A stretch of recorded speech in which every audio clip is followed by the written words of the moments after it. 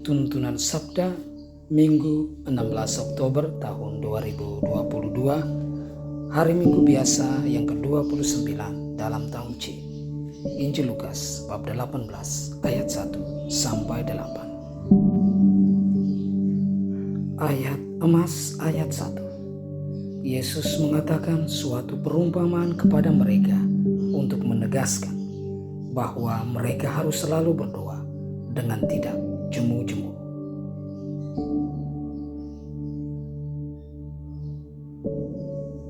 Bapak, Ibu, Saudara dan Saudariku yang terkasih dalam Kristus, bacaan-bacaan pada hari Minggu biasa yang ke-29 dalam tahun C ini mengajak kita untuk berdoa tanpa mengenal lelah.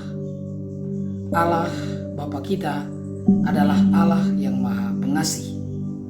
Dia bukan hanya mengabulkan permohonan kita, melainkan lebih dari itu.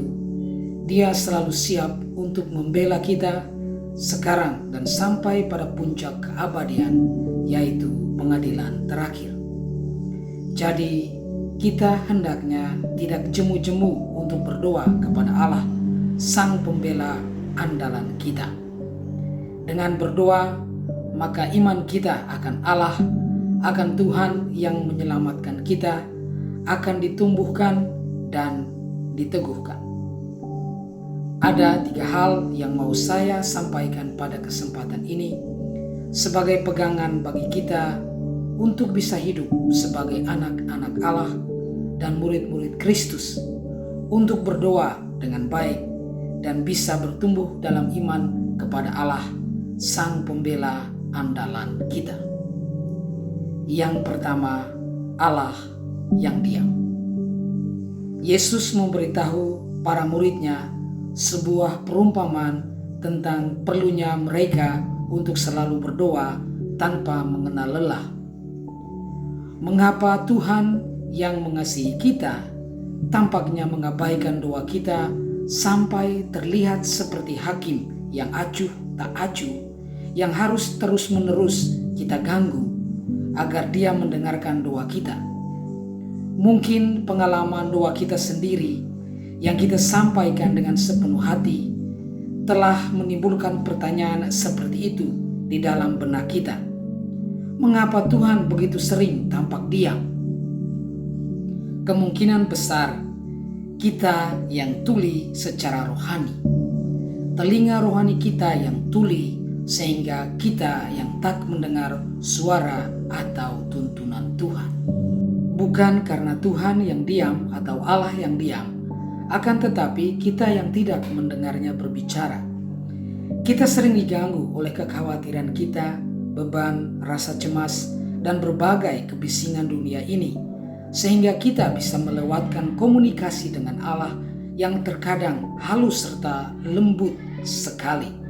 Seperti yang kita dengar dalam 1 Raja-Raja bab 19 ayat 12, bahwa kehadiran Allah sering dalam angin sepoi-sepoi basah. Yang kedua, ketekunan dalam doa. Ketika kita harus menantikan jawaban Tuhan dalam doa-doa kita, maka kita memiliki kesempatan untuk bertumbuh menjadi dewasa dalam iman melalui berbagai cara. Kita dapat bertumbuh dalam kesabaran, belajar bahwa waktu Tuhan bukanlah milik kita. Kita dapat bertumbuh dalam kerendahan hati, menyadari bahwa Allah yang berkuasa dan kita tidak. Selain itu, kita bisa makin percaya dan menyadari bahwa hanya Tuhan tahu yang terbaik bagi kita dan Dia hanya menginginkan kebaikan kita. Dengan demikian, kita akan lebih damai dan rela menghadapi segala sesuatu atau apa yang terjadi di dalam hidup kita, dan kita yakin akan pemeliharaannya. Yang ketiga, menginginkan Tuhan di atas segalanya. Mungkin pelajaran terpenting yang kita pelajari dengan menunggu jawaban Tuhan atas doa kita adalah menginginkan Tuhan di atas segalanya.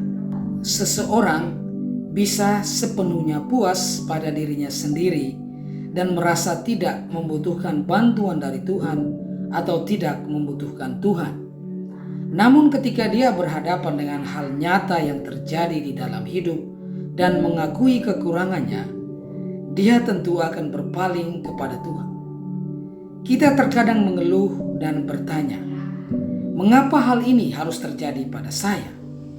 Kemudian kita akan berpaling kepada Tuhan dan meminta, tolong Tuhan, berikanlah kekuatan kepadaku, berikanlah ini dan itu kepadaku.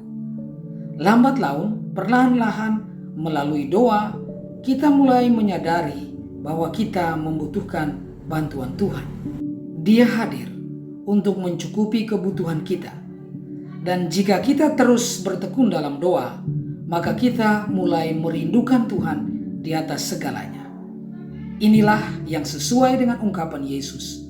Carilah dahulu kerajaan Allah dan kebenarannya, maka semuanya itu akan ditambahkan kepadamu. Saudara dan saudariku, kita semua memiliki banyak kebutuhan. Karena itu dengan penuh iman, kita menyerahkan hidup kita di dalam pemeliharaan Allah, karena Dia terus menyediakan semua yang kita butuhkan. Jangan lelah dalam berdoa, tetap bertekun dan berterima kasih bahwa Allah selalu melakukan apapun untuk kita dan memberikan yang terbaik bagi kita.